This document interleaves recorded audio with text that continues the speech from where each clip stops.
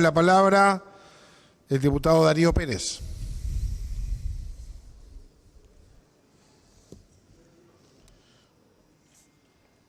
Hola. Hola. Gracias, señor presidente. Como se comprenderá, este proyecto tiene para mí una cantidad de aristas y situaciones que realmente, como ser humano, me afectan bastante. Y para poder actuar con objetividad y buen tino, como me decía mi abuela materna, tuve que desprenderme de una cantidad de cosas para actuar con buen tino y objetividad. Y iba a empezar de una manera y tengo que empezar de otra. Tengo que empezar diciendo 500 millones de dólares es una barbaridad de déficit, ¿verdad? Ahora, los 500 millones de dólares de déficit empezaron cuando el Chicho se le ocurrió crear este impuesto. ¿O están desde el 2005, cuando nosotros ganamos con una mayoría absolutísima? Por supuesto que el déficit estaba desde hace mucho tiempo, y no cuando a alguien se le antojó recordarlo en este momento. También se dice que con estos 500 millones podríamos hacer tal cosa, tal otra y tal otra. Eso quiere decir que a los milicos retirados no les vamos a pagar. ¿O sí? ¿O les vamos a tener que seguir pagando?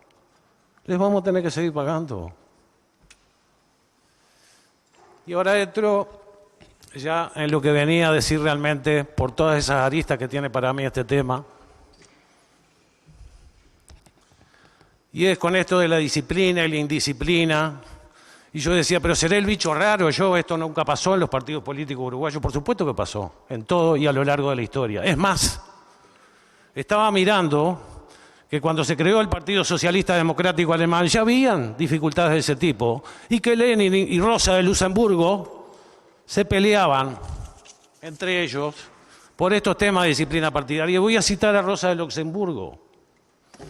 Digo porque capaz que como no voy a votar este proyecto, capaz que alguno dice que soy facho.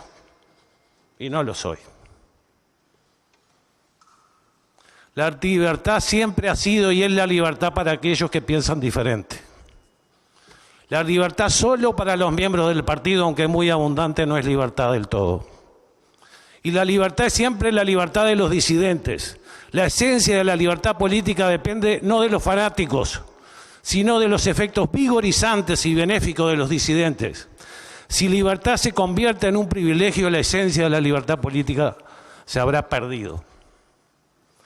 A este tema del impuesto militar le sobrevuelan y le subyacen una cantidad de cosas.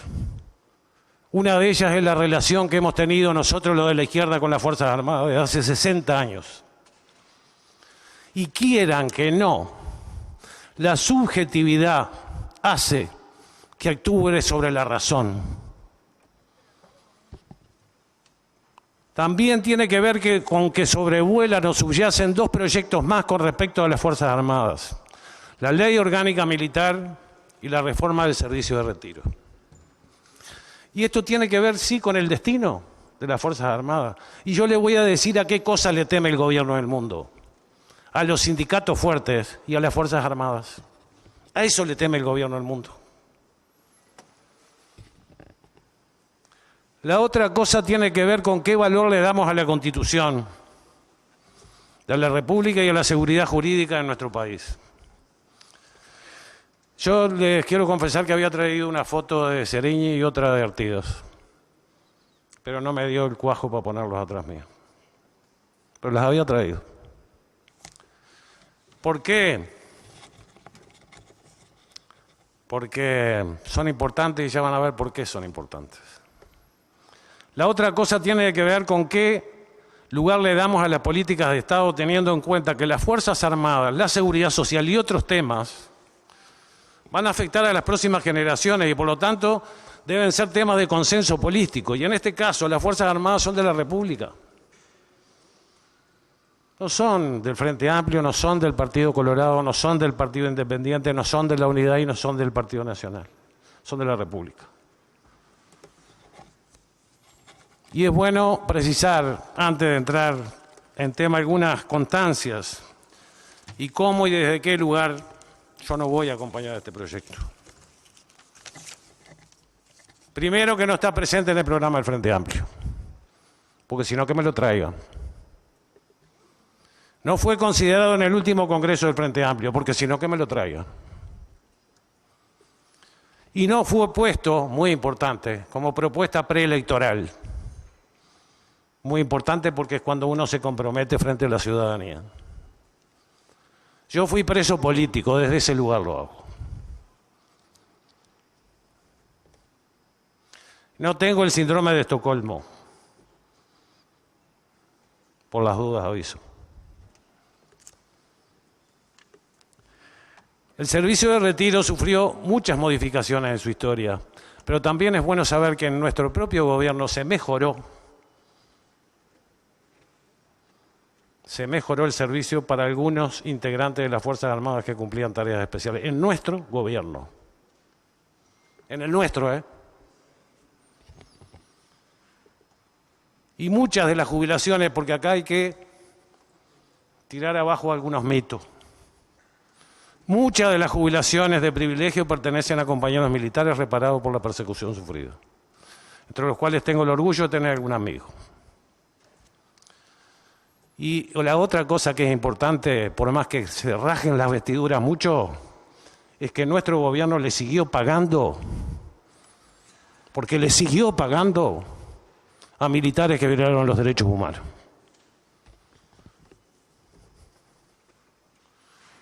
Y hechas estas precisiones, que es importante, vamos directamente al tema. Se pretenden recaudar 40 millones de dólares en 18 meses. Una centésima parte más o menos del PBI del Uruguay. 2.200.000 dólares por mes durante 2.200.000 dólares por mes durante 18 meses. Y después, compañeros de la Cámara, soy médico, esto es lo mismo que darle una aspirina a una persona que tiene un cáncer. La misma cosa. No está ahí el tema. Aquí, como decía otro legislador, se pone la carreta delante de los bueyes, porque esto, hace quizás 13 años tendríamos que haber empezado primero por la ley orgánica de las Fuerzas Armadas, que es la que ordena la pirámide, y después por el servicio de reforma, por la reforma del servicio de retiro. ¿Por qué? Porque la reforma del servicio de retiro, nadie lo dice aquí, va a empezar a dar resultados dentro de 20 o 25 años, con suerte,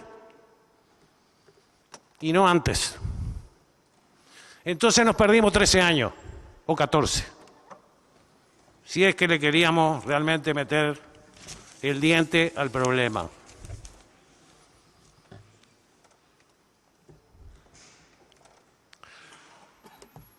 Cuando se tiene que tomar decisiones controversiales, difíciles, uno siempre apela a referentes históricos. Yo tengo, por suerte, varios.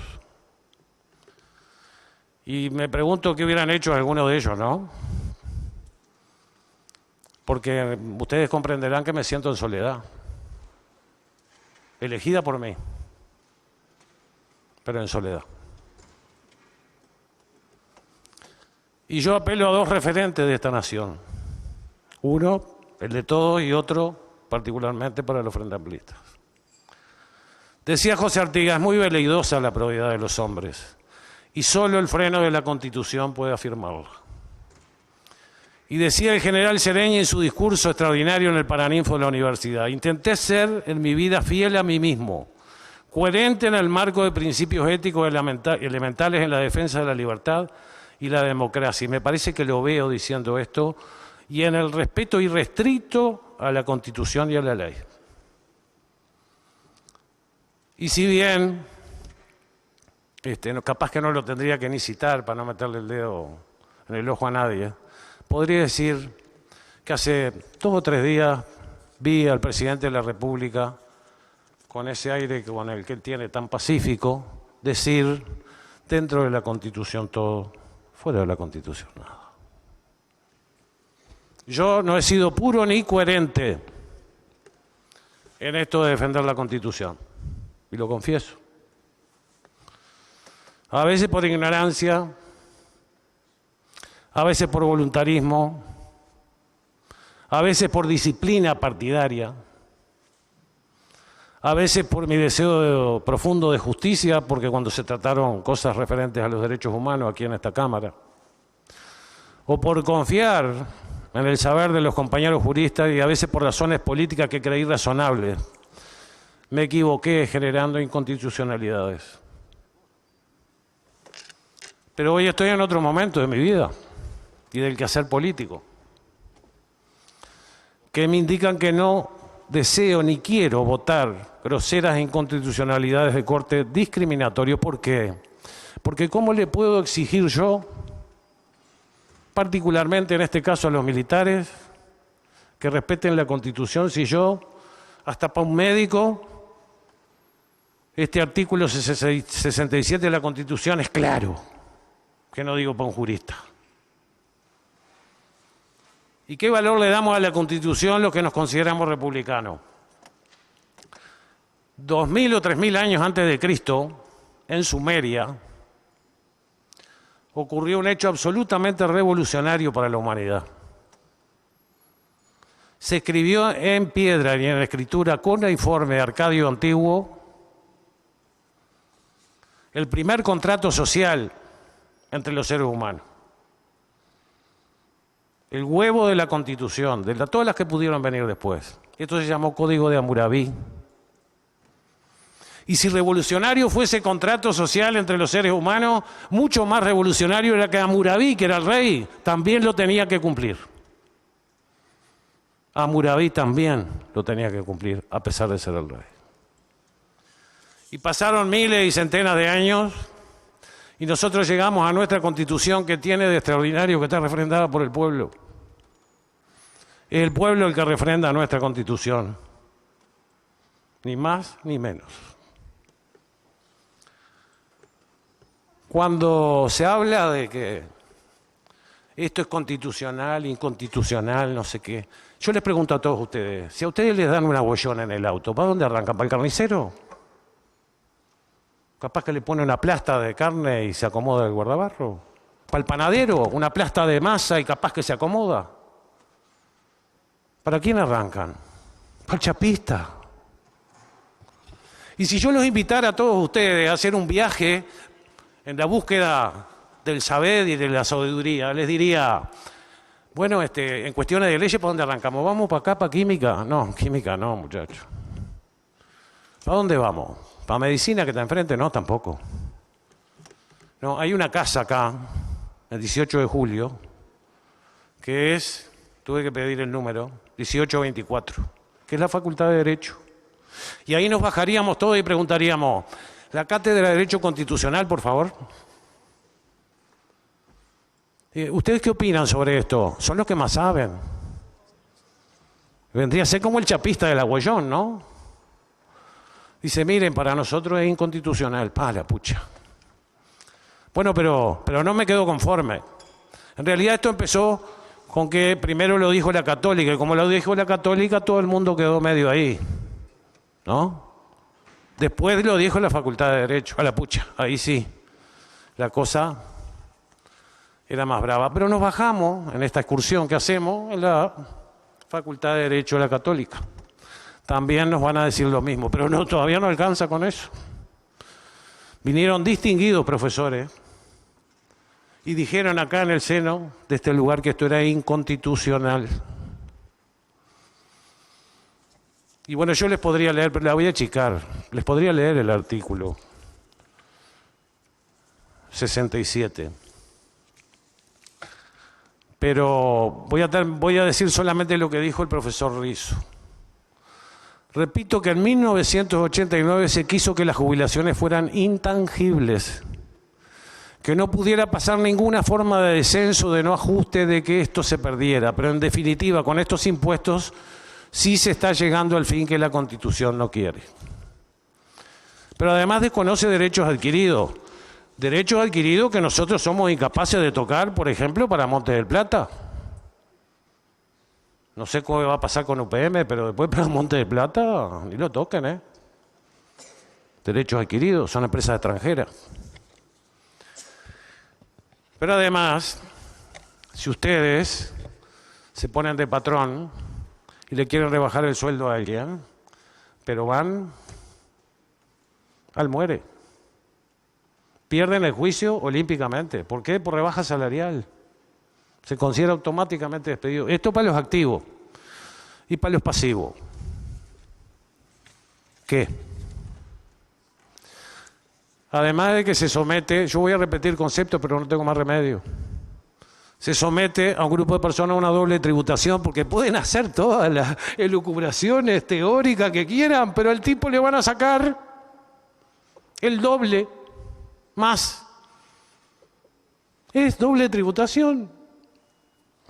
Le dejo para los entendidos, juristas, todo el tema, pero en el bolsillo es doble.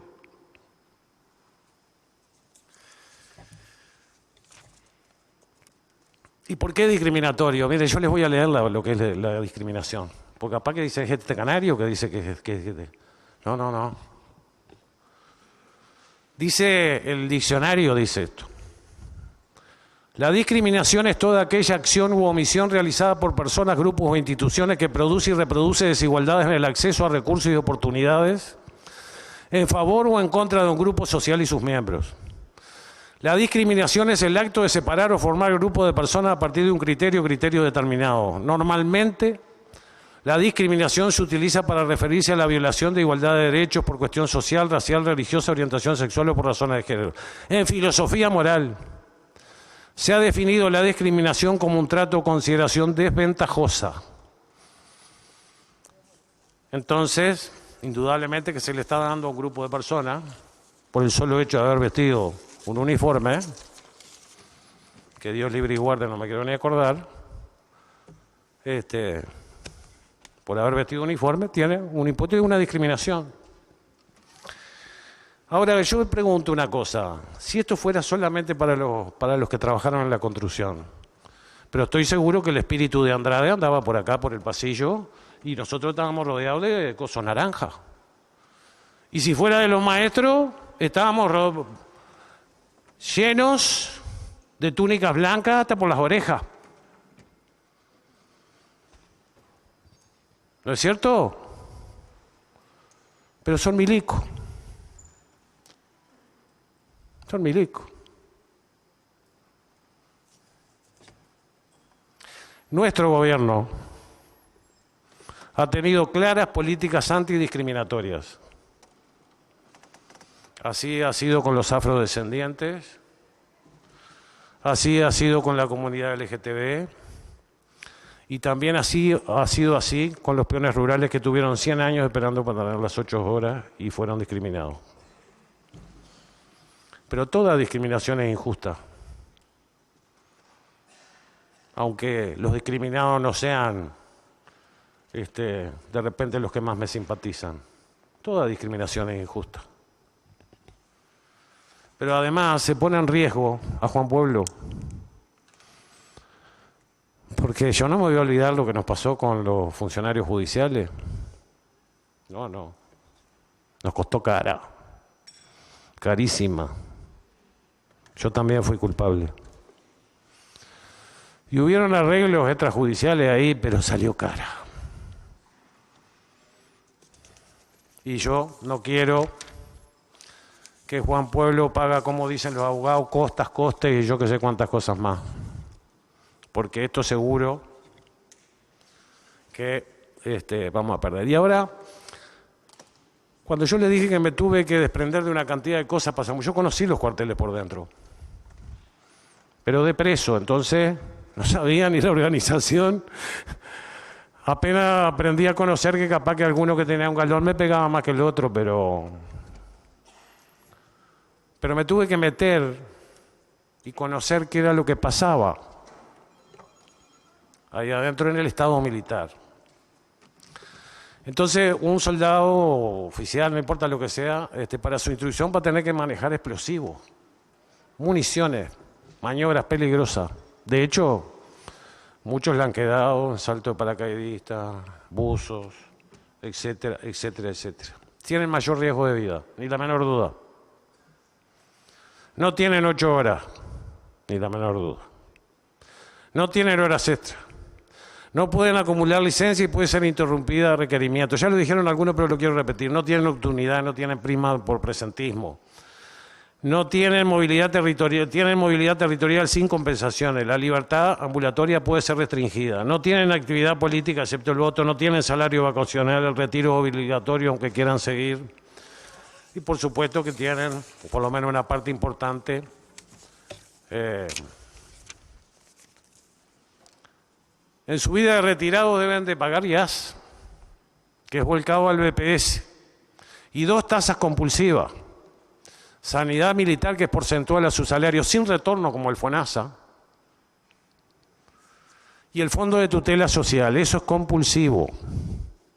Pero además un Montepío hasta los 36 años a partir de su ingreso, aunque se jubilen a los 30. Si nosotros le fuéramos a pagar,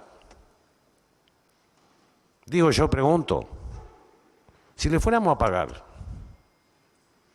por todos los derechos que tienen los otros uruguayos, ¿cómo cuánto nos saldría esto? ¿Son 27.000? ¿Cómo cuánto? ¿O no son gente? ¿O no son igual que los peones rurales o que los empleados de la construcción o que los otros, que no son uruguayos? Y si le fuéramos a pagar, ¿cuánto? Entonces, es bueno saber algunas cosas también. Solo el 30% de los oficiales retirados tienen casa propia. Y el 42% tienen algún tipo de retención o crédito inmobiliario bancario.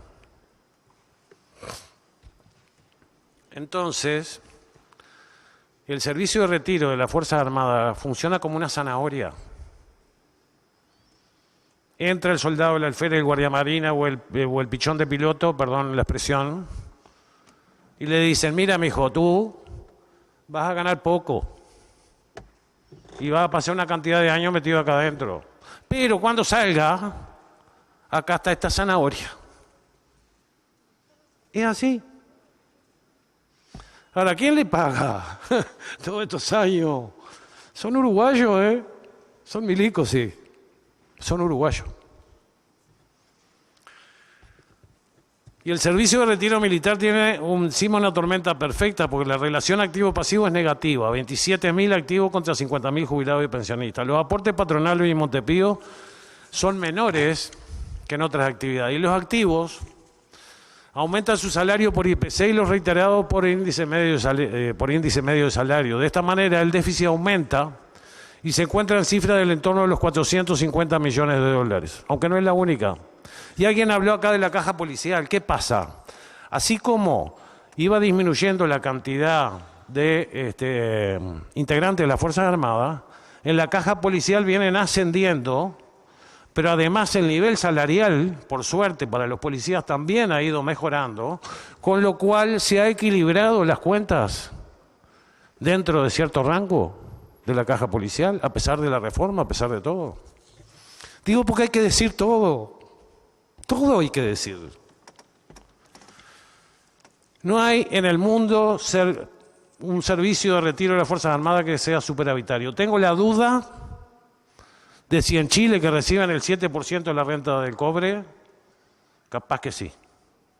Y en Israel, en el que el Ministerio de Defensa de Israel tiene empresas paraestatales, capaz que sí. No creo que exista otra parte del mundo donde el servicio de retiro de las Fuerzas Armadas de cualquier país sea superavitario. Y quizá ahora, señor presidente, venga lo más importante para mí. ¿Sabe por qué? Porque en política hay mucha chanchada, hay mucho cinismo, hay mucha mentira, hay cosas sublimes, pero hay muchas cosas.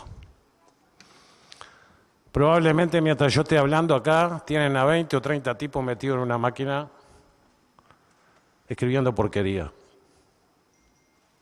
Yo los desafiaría, canario como soy payano, pero no van a salir. Entonces, es bueno que la gente sepa que con 16 años, que fue cuando el golpe de Estado, el 28 de junio, yo estaba junto con otros compañeros haciendo volantes en contra de la dictadura.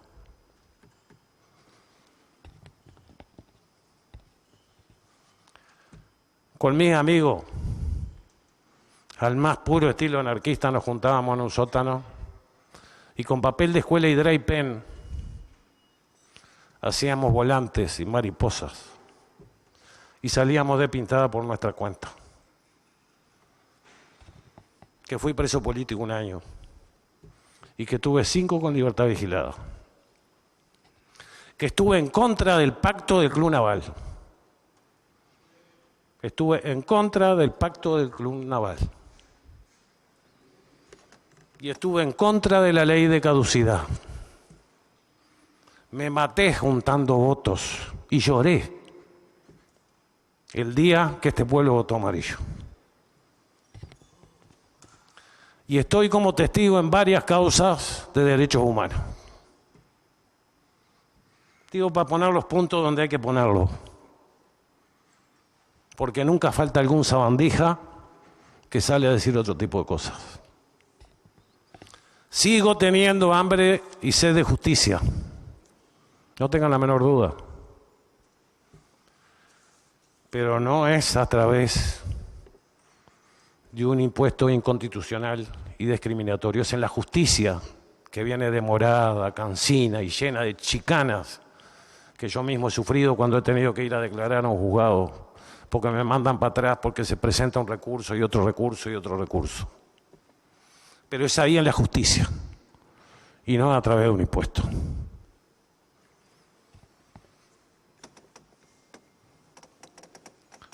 Los más benévolos,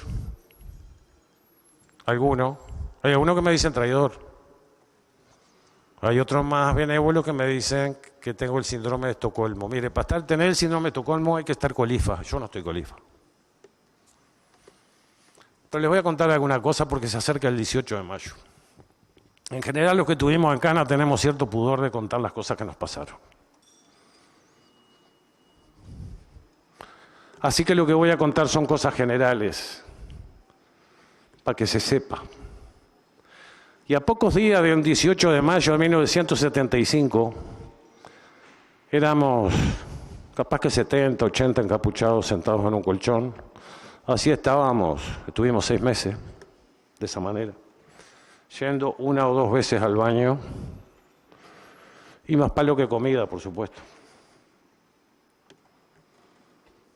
Ese día, 18 de mayo, se abrieron las ventanas rápidamente, hacía mucho frío, y nuestro plantón fue estar con las manos en las rodillas, todos esos 70, 80 personas que estábamos ahí adentro, con las manos en las rodillas sin movernos. A determinada hora de la mañana, un soldado pasaba golpeando nuestros testículos con un palo. Uno sí, uno no. Uno sí, uno no. Yo les puedo asegurar que era mucho más doloroso sentir el grito del compañero a que nos pegara.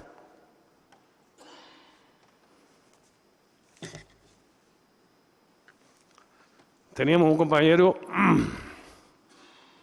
de Las Piedras que era arquitecto, muy débil y que era asmático. Nos habían llevado por una carpa en esa noche bien fría. A ese compañero se le negaba el inhalador para que se desesperara con sed de aire. El loco Tice era el más viejo de todos nosotros. Generalmente lo tenían amordazado y sentado en un viejo sillón de barbero de madera. Como el viejo hablaba en forma permanente, viejo en sentido cariñoso, le ponían una mordaza y por supuesto que estaba encapuchado. Y una noche le metieron de esos ponchos verdes que tenían, lo ataron como un salame y no sé si conocen un barracón militar, lo paseaban a patadas de un extremo al otro del barracón.